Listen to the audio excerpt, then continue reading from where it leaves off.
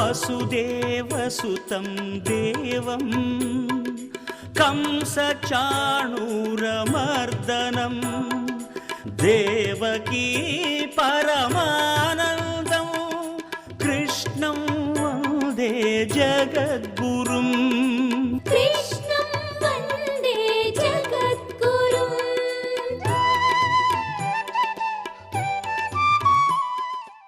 పరమాత్మ అడిగిన వాటిలో ఒకటి పాతివ్రత్య మాహాత్యాన్ని చెప్పమని చెప్పారు.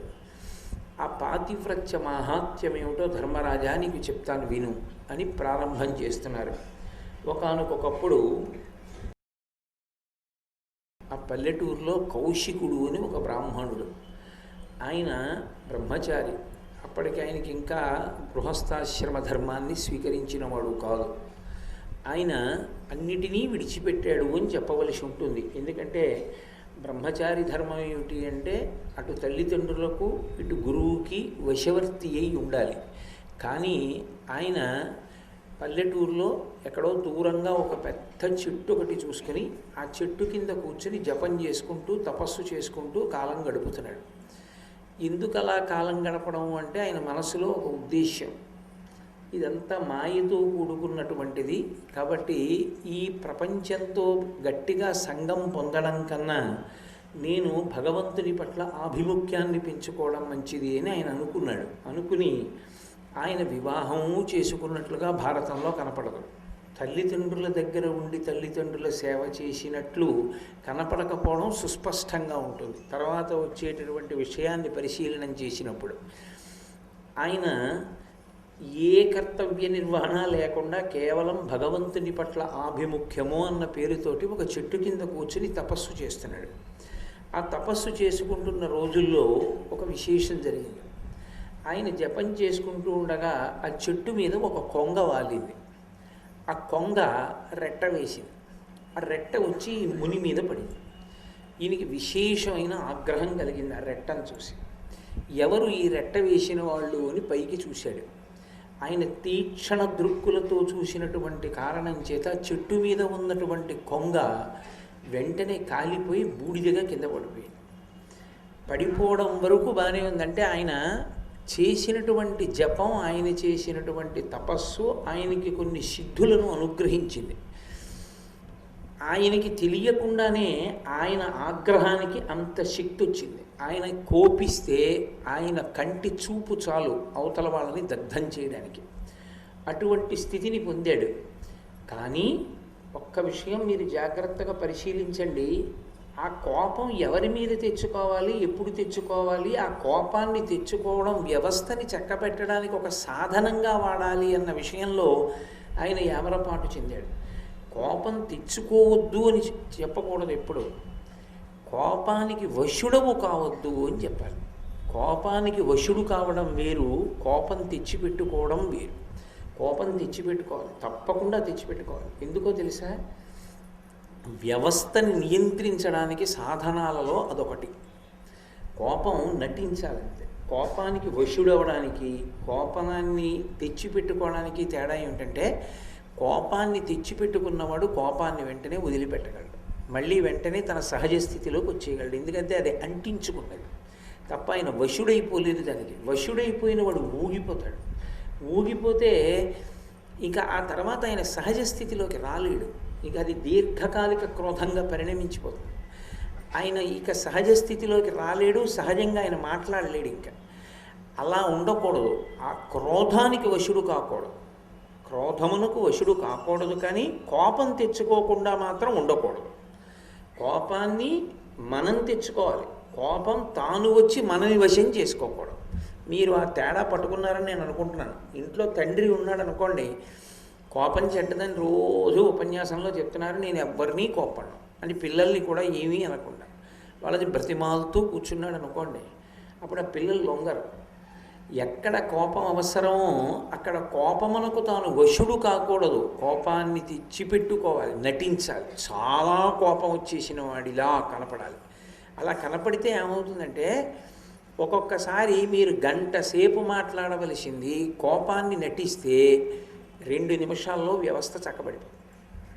చక్కబడిపోయి అది శాశ్వత ప్రయోజనాలను ఇచ్చేస్తుంది. ఇంకా ఆ తర్వాత మీరేం చెప్పక్కర్లేదు, అంతా అదే కావలసిన స్థితిలోకి వచ్చేస్తుంది.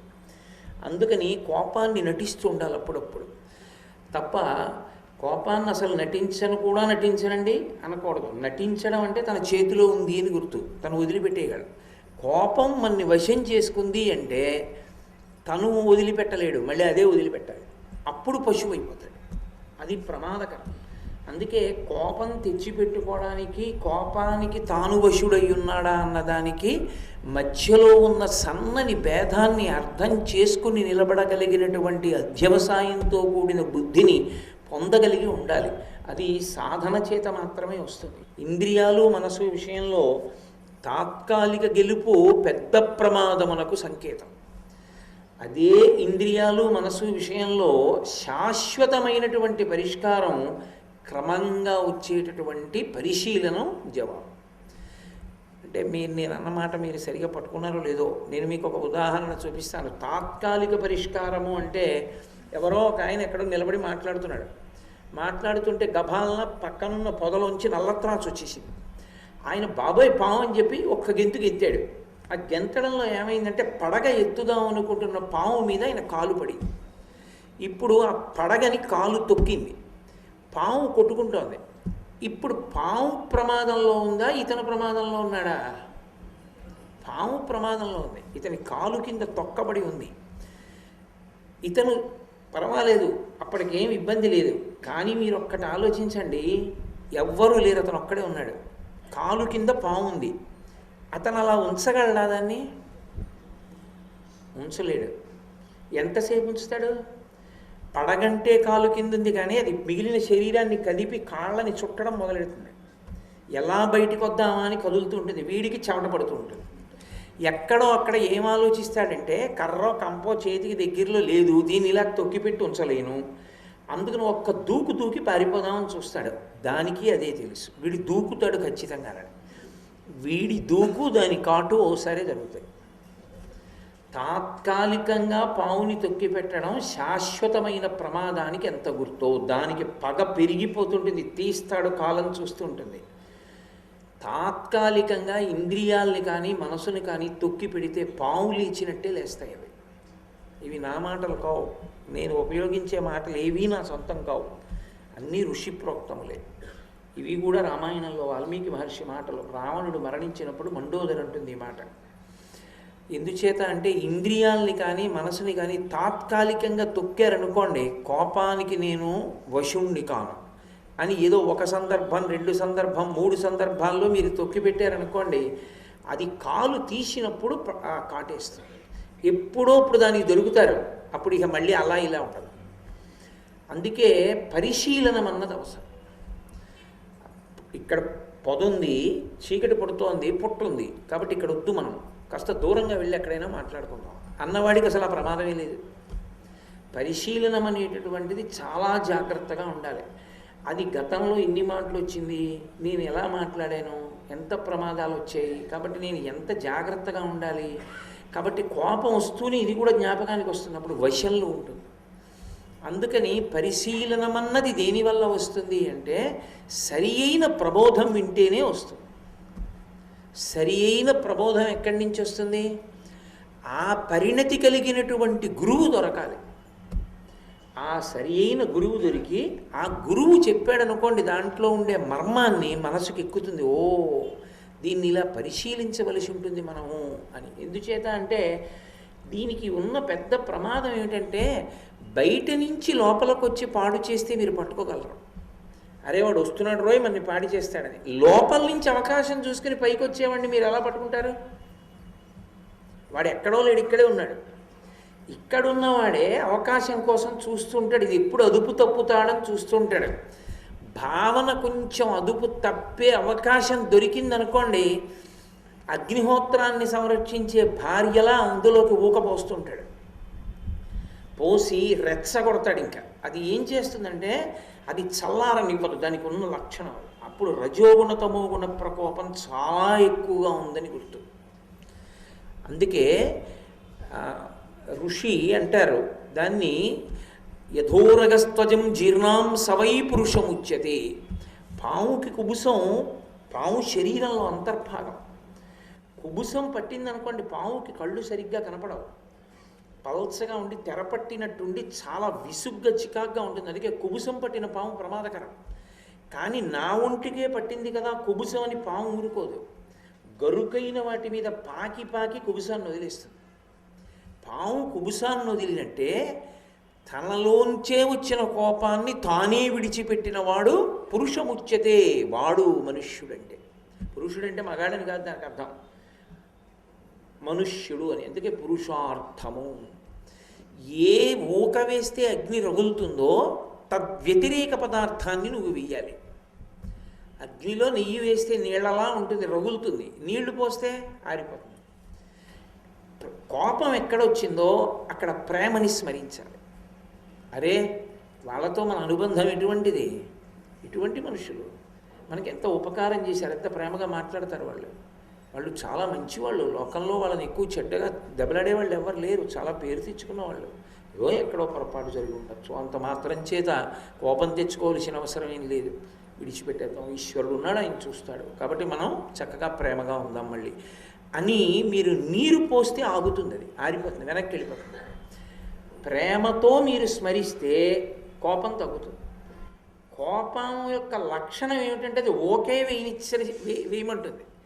అప్పుడు అది అవతల వాళ్ళలో ఉన్న దోషాలన్నిటినీ చూపిస్తూ ఉంటుంది.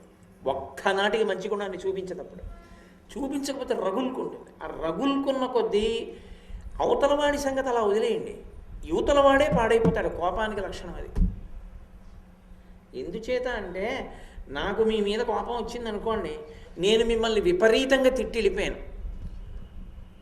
పెద్ద ఆయన ఇన్ని చెప్తాడు, ఇంత తిట్టాడు, ఆశీర్వచనం అనుకుని మీరు వెళ్ళిపోయారు. మీరు పాడయ్యారా, నేను పాడయ్యానా? నేను పాడైపోతాను. కాబట్టి పరిణతి ఎక్కడ అంటే అవతల వారిని నిందించకుండా ఉండడానికి ప్రేమతో ఆలోచించడం ఒక్కటే మార్గం అవుతుంది. అప్పుడు అరే మన పెద్దరికానికి గుర్తేమిటి, వాళ్ళకున్న బలహీనతని కప్పాలి మనం, అప్పుడే కదూ, లేకపోతే ఇంకెందుకు పెద్దరికం మనకి అన్ననాడు కప్పుకుంటుంది. ఇది ఎక్కడి నుంచి వస్తుంది? ఒకడికి తనంత తానుగా వచ్చేది కాదది, అది ఆ లక్షణం లేదు. అందుకే శంకరులు అంటారు, కామక్రోధశ్చలోభశ్చ దేహే తిష్టంతి తస్కరాః జ్ఞానరత్నాపహారాయ తస్మాత్ జాగ్రత్త జాగ్రత్త. అది లోపలున్న శత్రువు, అది ఎప్పుడూ జ్ఞానరత్నాన్ని అపహరించాలని చూస్తుంది. తస్మాత్ జాగ్రత్త జాగ్రత్త, ఎప్పుడూ జాగ్రత్తగా పరిశీలనం చేస్తూ ఉండాలి దాన్ని. అంతేగాని తొందరపడిపోతూ ఉండకూడదు, ఆవేశపడకూడదు. ఒకవేళ మనుష్య జన్మ అన్న తర్వాత ఆవేశపడకుండా ఎక్కడ ఉంటారు? ఇప్పుడు ఇలా విన్నంత మాత్రం చేత అలా సాధనలో వెంటనే గెలవరు. ఎక్కడో పొరపాట్లు జరుగుతాయి, తప్పేం లేదు. జరిగితే కొంచెం జాగ్రత్తగా పరిశీలన చేసుకోండి. అరే నా వల్ల ఈ పొరపాటు జరిగిందే అని. దానికి విరుగుడు ఏమిటి అంటే వెంటనే ఏమీ మొహమాటం పెట్టుకోకుండా, నేనింత గొప్పవాణ్ణి అన్న అహంకారం ఏమీ లేకుండా, కించిత్ పొరపాటు నా వల్ల ఏమైనా ఎక్కడైనా జరిగిందేమో అనుకుంటే సత్పురుష లక్షణం ఏమిటి అంటే ఉత్తర క్షణంలో క్షమార్పణ కోరడమే. అది మంచి లక్షణం. అంటే ఆ దోషం ఎక్కడైనా కించిత్ స్పర్శ ఉండి ఉంటే అది పోతుంది అక్కడితో. కాబట్టి అది సాధన. అది ఎక్కడి నుంచి వస్తుంది అంటే గురువుగారి దగ్గర వినగా వినగా వినగా వినగా పరిశీలన వస్తుంది. ఆ పరిణతి లేని తపస్సు ఏం చేస్తుందంటే పాడు చేస్తుంది మనిషిని. చాలా భక్తితో ఉన్నట్టుగా ఉంటాడు, కానీ లోపల పండలేదు ఇంకాను. ఆ పండకపోవడం వల్ల ఏమవుతుందంటే లేనిపోని ఇబ్బందులు కొని తెచ్చుకుంటూ ఉంటాడు అప్పుడప్పుడు. అవి అప్పుడప్పుడు కాదు, తరచుగా సంభవిస్తాయి. అది కౌశిక వృత్తాంతం. అది కథ ఏదో ఇలా వింటే బూడిదైపోయిందని వినమని కాదు దాని అర్థం. లోపల ఏర్పడవలసినంత అధ్యవసాయము ఏర్పడలేదు. ఏర్పడకపోవడానికి కారణం గ్రంథస్పర్శ ఉందేమో కానీ ఆయనకి జపం చేస్తున్నాడేమో కానీ సత్పురుష సహవాసం లేదు, గురుముఖత ప్రబోధం లేదు. లేని కారణం చేత ఏమైపోయింది అంటే అంత తపస్సు ప్రతి చిన్నదానికి వ్యగ్రతగా మారి నిరుపయోగం అయిపోతుంది. ఓ కొంగ బూడిదైపోయిందండి, బాగానే ఉంది. ఒక కొంగ బూడిదైపోయేటట్టుగా కోపానికి శక్తి రావాలంటే ఎంత తపస్సు చేసి ఉండాలి ఆయన? అంతా ఏమైంది? ఓ కొంగ బూడిదవడానికి పనికొచ్చింది. ఎందుకది? రామకృష్ణ పరమహంస దగ్గరికి ఒకతను వచ్చాడు. ఆయన గంగానది ఒడ్డు నించున్నారు దాటగా. ఇది ఆధ్యాత్మిక జీవనంలో ఇదో విచిత్రం. ఎప్పుడు అవతల వాడికన్నా నేను గొప్పవాడిని నిరూపించుకోవాలని ప్రయత్నాలు చేస్తూ ఉండడం. కాబట్టి ఎవరో ఒకతను వచ్చన్నాడు, మీరు గంగ ఎలా దాటుతారన్నాడు. పడవ ఎక్కి దాటుతానన్నాడు. ఆయన అన్నాడు, మీరు పడవ మీద దాటుతారు, నేను గంగ మీద నడిచి వచ్చేస్తానన్నాడు. ఆయన అన్నారు, పావలా ఇచ్చి పడవలో దాటేదానికి 10 నెలల తపస్సు ఎవడపాడు చేయమన్నాడు నడిచాను. అది పావలా ఇచ్చి పడవెక్కి గంగ దాటేదానికి 10 నెలలు చేసిన తపస్సు పాడు చేసుకుని ఎవడ గంగ మీద నడవమన్నాడు నిన్ను. ఎందుకది అక్కర్లేని ప్రయత్నం కదా. ఇప్పుడు ఏమైనా శంకరాచార్యుల వారిలో నువ్వేమైనా అర్జెంటుగా వెళ్ళి మండలమిశ్రుడు ఇంట్లో దిగి వాదన చేయాలా ఏమి, ఎందుకు గంగ మీద నడవడం? అది పరిణతి కలిగినటువంటి వాడి మాట అలా ఉంటుంది. కాబట్టి కౌశికుడు కొంగని బూడిద చేశాడు అంటే కథాపరంగా వినేసేయండి అని కాదు దాని అర్థం.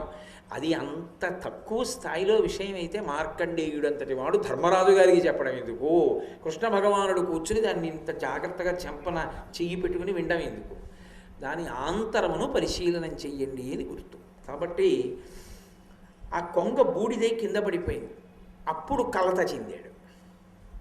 లోపల సత్వగుణం అప్పుడు బయటకు వచ్చింది. అరే, ఒక కొంగ రెట్ట వేయడం అనేటటువంటిది పెద్ద విశేషమా? ఇప్పుడు నాకు తెలుసు, అరే కొంగని కాల్చేయకూడదు, తర్వాత కొంగ దాని లక్షణం అంతే అని నాకు తెలుసు. కొంగకి తెలుసా నీ సిద్ధపురుషుణ్ణని? కాబట్టి కొంగకి తెలియదు, నీకు తెలుసు. తెలుసున్న నువ్వు తప్పు చేశావు. తెలియని కొంగ తన పని తను చేసింది. ఆ పనికి కొంగని బూడిద చేసావు. ఇప్పుడు తప్పు ఎవరిది? అప్పుడు కలత చెందాడు. కలత చెందడానికి కారణం తపస్సు పోయిందని కాదు, అప్పుడు విచారణ చేసుకున్నాడు అని గుర్తు. ఇది ముందే వచ్చుంటే బాగుండుండేది. ఆ ముందుకి రాకపోవడానికి కారణం ఏమిటంటే సరి అయిన ప్రబోధం లేదు. అది ముందుకి రానంతసేపు చేసింది పాడవుతుంటుంది. కాబట్టి ఇప్పుడు అరే నేను కొంగని బూడిద చేశాను, ఒక బ్రాహ్మణుణ్ణి అన్నీ వదిలిపెట్టి ఒక చెట్టు కింద జపం చేసుకుంటూ తపస్సు చేసుకుంటున్నాడు, ఏం పనిది, ఈ పని నేను చెయ్యొచ్చా అనుకున్నాడు. అనుకున్నవాడు ఏం చేశాడంటే, సరే ఎలాగో మధ్యాహ్నం అయిపోయింది, సమీప గ్రామానికి వెడదాం, కాస్త మనశ్శాంతిగా ఉంటుందని. పల్లెటూరు నుంచి పల్లెటూరు ఎంతసేపు పడుతుందండి? ఎంతోసేపు పట్టదు. కాబట్టి ఆయన నడుచుకుంటూ వెళ్ళి పక్కన ఉన్నటువంటి పల్లెటూరికి చేరుకున్నాడు. పూర్వం చెరువులు ఉండేవి ఊళ్ళలో, ఇప్పుడు చెరువులన్నీ కప్పెట్టి ఇళ్ల స్థలాల కింద ఇచ్చారు, అది వేరు విషయం అనుకోండి. కాబట్టి ప్రతి ఊళ్ళో చెరువు ఉండేది, చక్కగా చెరువు ఉండేది. కాబట్టి ఎవరైనా పెద్దలు వస్తే అక్కడ స్నానం చేస్తుండేవారు. ఆ చెరువులో ఈశ్వరుడికి తెప్పోత్సవాలు చేస్తుండేవారు. అందుకని ఊళ్ళు బాగుండేవి. ఇప్పుడు అక్కర్లేదు కాబట్టి ఓలా ఉన్నాయి. సరే, ఆ కోణం మనకెందుకు. కానీ ఆయన చెరువులో స్నానం చేశాడు, మాధ్యాహ్నిక సంధ్య పూర్తి చేశాడు. అంటే అనుష్ఠాన క్రమాన్ని తప్పకుండా పూర్తి చేసుకున్నాడు. చక్కగా మళ్ళీ శౌచాన్ని పొందాడు. కాస్త పవిత్రంగానూ శౌచంతోనూ బ్రతికేటటువంటి బ్రాహ్మణ కుటుంబం ఇది అని తెలుసుకున్నాడు. తెలుసుకుని బ్రహ్మచారి కదూ, భిక్ష చేయడానికి అధికారం ఉంటుంది. కాబట్టి భిక్షాటన కొరకు వెళ్ళాడు. ఇదొక నియమం, ఇదొక విచిత్రమైన నియమం. ప్రతిదానికి ఒక ధర్మం ఉంటుంది. ఎవరు ఆత్మహత్య చేసుకు చచ్చిపోకూడదో వాళ్ళకి యజ్ఞోపవీతం వేస్తారు. అదో విచిత్రం. యజ్ఞోపవీతం ఎందుకు వేస్తారంటే, యజ్ఞోపవీతం అందుకొక్కదానికేనండి అనుకోకూడదు. గాయత్రి రోజు చేయాలి, సంధ్యావందనం చేయాలి, అది ప్రధాన ప్రయోజనం. ఆత్మహత్య చేసుకోకూడదు అంటే ఏమండి, యజ్ఞోపవీతం లేని వాళ్ళు ఆత్మహత్య చేసుకోవచ్చా అని అడుగుతారేమో. అసలు యజ్ఞోపవీతం ఉన్నవాడు ఆత్మహత్య చేసుకోకుండా శాస్త్రప్రవేశం చేస్తే యజ్ఞోపవీతం లేనివాడు చావవలసిన అవసరం రాదు. వీడు ప్రబోధం చేస్తారు కాబట్టి వాళ్ళందరికీ పరిణతి వస్తుంది. ఇంట్లో నాన్నగారు ఒక్కడికి బుద్ధి ఉంటే పిల్లలందరికీ గౌరవం ఉంటుంది. నాన్నగారు తప్ప తాగి వీధిలో పడిపోతే ఆ ఇంట్లో ఇల్లాలకి పిల్లలకి ఏం గౌరవం ఉంటుంది? బ్రాహ్మణోస్య ముఖమాసీత్, శాస్త్రం చదువుకోవలసిన బ్రాహ్మణుడే దారి తప్పిపోతే ఇంకా సమాజం ఎలా నిలబడుతుంది? అందుకని వాడే చచ్చిపోతే ఇంకా లోకంలో మిగిలిన వాళ్ళకి ఆదర్శం ఎక్కడుంది? ఆత్మహత్య చేసుకోకూడదని వాడు ఎందుకు అనుకుంటాడు?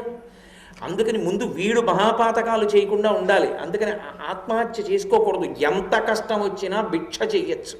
అందుకే ఓసారి భిక్షాటన చేయిస్తారు కూడా. యజ్ఞోపవీతం వేసినప్పుడు బ్రహ్మచారి ఇంక గురువుగారి ఇంటికి వెళ్ళి అక్కడి నుంచి భిక్ష తెచ్చి గురుపత్నికి ఇచ్చి అన్నం తినాలి. కాబట్టి మొట్టమొదటి భిక్ష అక్కడ ప్రారంభం. తల్లి వేస్తుంది మాతృభిక్ష అని. మాతృభిక్ష ఎందుకు వేస్తారో తెలుసా? ఆ రోజు సాయంకాలం అయిపోతుంది, వెళ్ళిపోవాలి గురువుగారి దగ్గరికి. కానీ గురువుగారు ఇంకా చీకటి పడిపోయింది నాన్న, ఇవాళ రాత్రి వస్తే మొట్టమొదటి రోజు కదూ, బెంగ పెట్టుకుంటావు అమ్మా నాన్న అని, ఇవాళకి ఇంట్లో ఉండి రేపురా అంటాడు. అప్పుడు గురువుగారి ఇంట్లో ఉన్నట్టే ఉండాలి. తండ్రి గురువేగా మరి ఉపదేశం చేశాడు. నేను గురువు గారింట్లో ఉన్నట్టే నాన్నగారి అగ్నిహోత్రంలోనే సమిధాదానం చేసి అమ్మ దగ్గరే భిక్ష పుచ్చుకుంటాడు.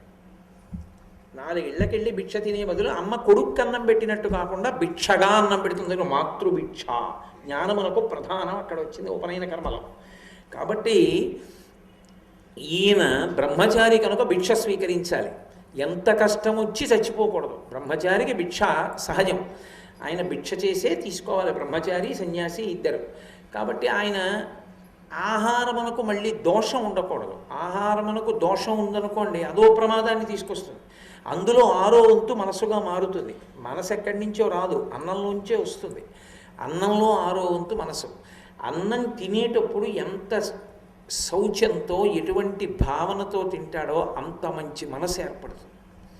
అందుకే మౌనంగా భగవత్ సంబంధమైనటువంటి విషయాన్ని మనసులో పరిశీలనం చేస్తూ కనీసంలో కనీసం గోవిందనామాన్ని అనుకుంటూ పదార్థ స్వీకారం చేస్తే పరమ సాత్వికమై భగవంతుని యందు నిలబెట్టగలిగినటువంటి మనసుగా మారుతుంది. 6వ వంతు మనసు. అందుకని శౌచము లేని చోట తీసుకోకూడదు. అందుకని పవిత్రమైన గృహం ఏది, కొంచెం జాగ్రత్తగా ఉండేవాళ్ళు ఎవరిక్కడ అని పరిశీలనం చేశాడు. పరిశీలనం చేసి ఇదిగో పలానా వాళ్ళ ఇంట్లో శౌచం ఉంటుందండి, వాళ్ళు ప్రేమగా పెడతారు, చాలా గౌరవంగా బ్రతికేవాళ్ళు అని తెలుసుకున్నాడు. ఆ ఇంటి ముందు నిలబడ్డాడు. నిలబడి భవతి భిక్షాందేహి అన్నాడు. ఆ ఇల్లాలు బయటికి వచ్చి చూసింది. బ్రహ్మచారిని పోషించడం గృహస్థు యొక్క ప్రధాన కర్తవ్యం. ఒక పెళ్లి చేసుకున్నవాడి మొట్టమొదటి కర్తవ్యం ఏమిటంటే బ్రహ్మచారి అనేటప్పటికీ ఆదరించి తీరాలి. బ్రహ్మచారి వచ్చి భిక్షాందేహి అన్నాడు అనుకోండి, అన్నం పెట్టి తీరాలి. అందుకే అన్నిటికన్నా గృహస్థుకి గొప్ప ఏమిటి అంటే ఉపనయనానికి వెళ్ళడం. ఎందుకని? తన ఆశ్రమం ధన్యత. బ్రహ్మచారికి భిక్ష వేయచ్చు. బ్రహ్మచారికి భిక్ష వేస్తున్నాడా వీడే బిచ్చం ఎత్తుతున్నాడా వేరు మాట. ఎందుకని? బ్రహ్మచారికి భిక్ష ఇప్పుడు మీ ఇంట్లో బియ్యం పట్టుకెడితే మీరే వాళ్ళ ఇంట్లో బియ్యం పుచ్చుకు భిక్ష వేస్తే బ్రహ్మచార భిక్ష వేసినవాడు, భిక్షకు వచ్చినవాడు, నువ్వు ఆ భిక్షకి వెళ్ళినవాడివి. ఇప్పుడు తలకిందులు అవుతుంది. అందుకని మీ ఇంట్లో బియ్యం ఓ చిన్న కవర్లో ఇందులో వేసుకుని వెళ్ళాలి ఆ భిక్ష వేయడానికి. అంతేగాని బ్రహ్మచారికి భిక్ష వేసేటప్పుడు బంగారు గిన్నెలు వెండి గిన్నెలు అవి వేయకూడదు.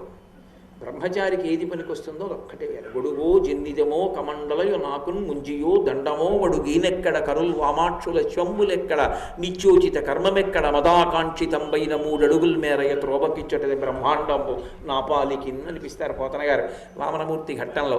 కాబట్టి బ్రహ్మచారికి భిక్ష వేసేటప్పుడు పాత్రతతో కూడిన దానం చెయ్యాలి. దానివల్ల తరిస్తాడు గృహస్థు. అందుకని గృహస్థు ప్రధాన ధర్మం భిక్ష వేయడం. గృహస్థు లేడు ఇంట్లో. ఆవిడ వచ్చి చూసింది. అరే ఇంటి ముందుకు బ్రహ్మచారి వచ్చాడు. ఆయన లేకపోవచ్చు కానీ సహధర్మచారిణి. భార్య పేరేమి అంటే సహధర్మచారిణి. యజమాని యొక్క ధర్మాన్ని నిలబెడుతూ ఉంటుంది. అందుకు ఆవిడ కామపత్ని అని లేదు, ఆమె ధర్మపత్ని. ఆయన ధర్మాన్ని ఆవిడ నిలబెట్టాలి. అతిథికి పెట్టాలి, అందులో బ్రహ్మచారి కాబట్టి ఉండవయా తీసుకొస్తాను పదార్థం అని లోపలికి వెళ్ళి ఒక పాత్ర కడుగుతోంది. ఎందుకని? ఆ పాత్ర శుద్ధంగా లేదండి అందుకు కడుగుతోంది. వాళ్ళ ఇంట్లో ఒకటే గిన్నె ఉందని మీరు అర్థం తీసుకోకూడదు. ధర్మమునందు ఉండేటటువంటి పూనిక. వసుదేవసుతం దేవం కంసచాణూరమర్దనం దేవకీ పరమానందం కృష్ణం వందే జగద్గురుం.